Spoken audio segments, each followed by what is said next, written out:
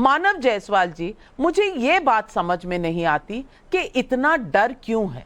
क्या आप कॉन्फिडेंट नहीं है कि आप अपने राज्य में लॉ एंड ऑर्डर मेंटेन कर पाएंगे? क्या ये डर है? मैडम, आपको इस पूरे विषय को दो पक्ष में देखना होगा। पहला पक्ष, जिस तरीके से इसके प्रोपेगेंडा किया गया, 32,000 महिलाओं के बारे में बात किया गया, और फिर उसी के डायरेक्टर ने बोला कि भाई 2010 से हमारे पास डेटा है, लेकिन जब डेटा की बात करने गई तो वो एज यूजुअल भाजपा की झुट्टा पार्टी जैसे वो भी चले गए जुमला मारने के लिए। तो बात यहाँ होती है कि भाई आप इस्लामीकरण की बात अगर करते हैं, कन्वर्जन्स की बात करते हैं, तो आप निश्चित रूप से एक पर्टिकुलर समुदाय के बारे में बात करते हैं। टेररिज्म की बात करिए तो वहां इस्लामीकरण हो, चाहे क्रिश्चियनिटी हो, चाहे हिंदुइज्म हो, वो टेररिज्म का हिस्सा नहीं होता। हमारा यह मानना है कि कोई भी धर्म टेररिज्म का हिस्सा नहीं होता। मानव जायसवाल जी, 32,000, मैं बार बार 32,000 बार आपको कह चुकी हूं कि 32,000 वाला मुद्दा सेटल हो गया है। केरला हाईकोर्ट ने उसको सेटल कर दिया है। वो सारे सोशल मीडिया पोस्ट हट चुके हैं। अगर उसमें कोई गलती थी तो वो गलती प्रोड्यूसर्स ने मान ली, वो हट गया। नंबर एक। नंबर दो, मैं किसी एक मिनट, मानव जायसवाल जी, जरा थोड़ा सा ठंडा पानी पी लीजिए और मुझे बोलने की जरा सा इजाजत दे दीजिए।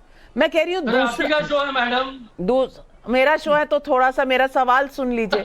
मेरा सवाल, इल्तिजा है आपसे कि मेरा सवाल सुन लीजिए थोड़ा।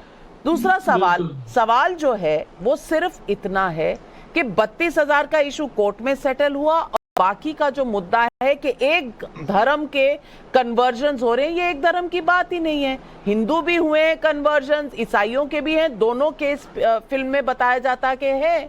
तो फिर आप क्यों कह रहे हैं कि सिर्फ एक ही समुदाय की बात हो रही है? कहीं ना कहीं आपके पूरे प्रोपेगेंडा में, आप भी तो प्रोपेगेंडा ही कर रहे हैं, दूसरी तरफ की कर रहे हैं। सवाल सिर्फ इतना है कि अगर आतंकी संगठन ने कोई इस तरह का सिस्टम चुन लिया है तो क्या इस पर कोई फिल्म आधारित नहीं हो सकती? और बार बार कह रहे लोग पैसा कमाना चाहते हैं। जी हाँ, कमर्शियल फिल्म है, पैसा कमाना चाहते हैं, इसमें कोई किसी के लिए बुरी बात नहीं है। ये मोरालिटी का इंडेक्स नहीं है। नहीं तो बॉलीवुड बंद करवा दीजिए, सारे एक्टर जो हैं बेरोजगार हो जाएंगे और एक बड़ी इंडस्ट्री बंद हो जाएगी। ये प्रॉफिट पर भी आपको दिक्कत है, क्यों? नहीं मैडम, नहीं, मैं जानता हूँ ये धंधा है और गंदा है, ये आप भी मानती है। सच में आपने सर्टिफिकेशन दे दिया कि गंदा है तो गंदा रहने दो, पैसे कमाने का मापदंड हो सकता है, चाहे वो गंदगी से क्यों ना हो। मैंने मूवी देखी नहीं, मेरे भाई ने देखी और उन्होंने सर्टिफिकेशन दे दिया। सुपर एक्स मूवी है, एक्स रेटेड मूवी का सर्टिफिकेशन उन्होंने दे दिया। बोले मैं अपने परिवार के साथ फिर सीबीएफसी बंद करवा दीजिए। और अगर आप कह रहे हैं धंधा है पर गंदा है, धंधा है पर गंदा है, तो मतलब आप फिल्में देखना बहुत पसंद करते हैं। और आपने ये फिल्म भी देखी है जिसका ये गाना है, धंधा है पर गंदा है। लेकिन कई लोग राजनीति के बारे में भी ये कहते हैं, तो राजनीति भी बंद कर देते हैं। नहीं मैडम, सुनिए, मैं राजनीति में आया हूं कि मैं चाहता हूं कि अच्छे लोग आए, गलत बुराइयां घटे, और जिस तरीके से कैंसर को मारने के लिए अच्छे सेल की आवश्यकता होती है, वैसे इस गंदी राजनीति को मारने के लिए ममता बनर्जी जैसी अच्छी सेल की जरूरत है, जो हर धर्म का सम्मान कर सके और अच्छी बात। तो यानी आप केरला स्टोरी को अपोज करके 2024 का एजेंडा सेट कर रहे हैं, कम से कम ये तो आपने मान लिया शलभमणि त्रिपाठी जी। अब ये बात आ गई सामने कि ये मोदी वर्सेस ममता करने के चक्कर में केरला स्टोरी को बैन किया गया है। सीधा साधा उनके ही अपनी आवाज में आपने सुन लिया। बड़ा सुंदर क्लाइमेक्स देखिए, ये बड़ा स्पष्ट है नाविका जी, एक हकीकत को देखना नहीं चाहते, एक सच्चाई को बर्दाश्त नहीं कर पा रहे। किसको नहीं पता? मैं कह रहा हूं कि ठीक है मानो भाई, अरे बोलने दीजिए। नाविका जी शांत कराइए, नाविका जी शांत कराइए। मैं तो कह रहा हूं यूट्यूब पे जाकर देख लीजिए, यूट्यूब पे जाकर देख लीजिए, तमाम जिस प्लेटफॉर्म पे आप विश्वास करते हो।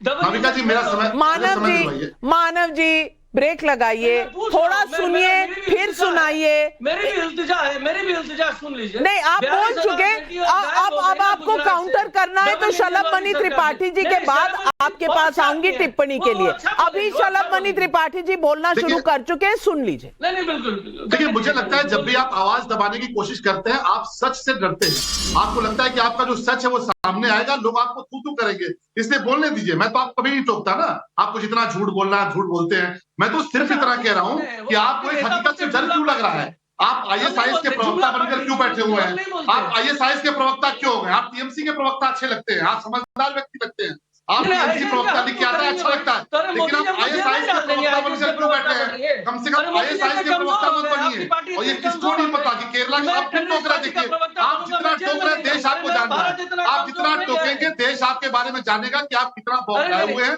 और आप रोक नहीं पाएंगे। ये फिल्म लोग देख रहे हैं, फिल्म को लोगों ने देखा है, पसंद किया है, लोग सच्चाई देख रहे हैं। आप जो टीएमसी के प्रवक्ता नहीं कराते हैं, मैं नाविका जी से अनुरोध करूंगा, नाविका जी आपके नाम के आगे प्रवक्ता आईएसआईएस भी लिख दें, शायद आप ये और सुनेंगे, आपको वोट मिलेगा, क्योंकि आपका मतलब वोटों से है, आपका मतलब बहनों से नहीं है, चाहे वो हिंदू बहनें हो, चाहे क्रिश्चियन बहनें हो, मानव जी थोड़ा सा धीरज बनाए रखें। वारिस पठान जी के पास जा रही हूँ क्योंकि आप बीच में चुप ही नहीं हो रहे। मेरी बात तो पूरी हो जाने दीजिए, बिल्कुल। अच्छा, आप अपनी बात खत्म, मेरी बात तो पूरी होने दीजिए। अब बात खत्म की।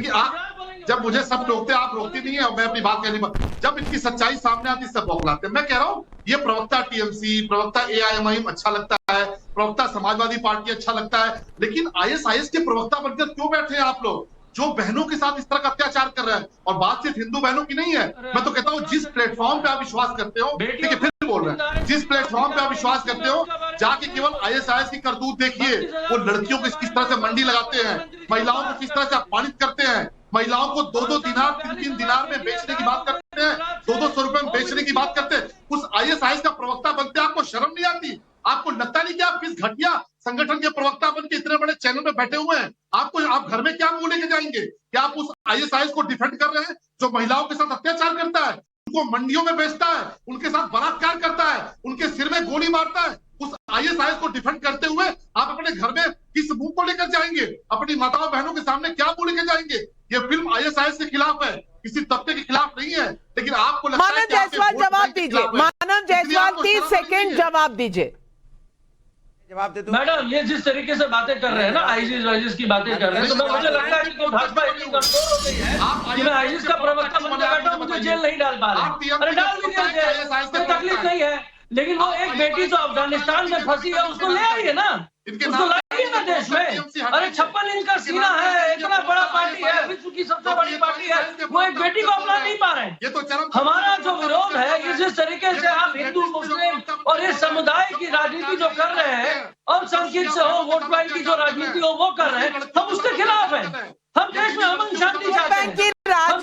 वोट बैंक की राजनीति यहाँ ऐसा कोई नहीं है जो नहीं कर रहा, तो कम से कम हाई मॉरल ग्राउंड तो मत लीजिए मानव जायसवाल।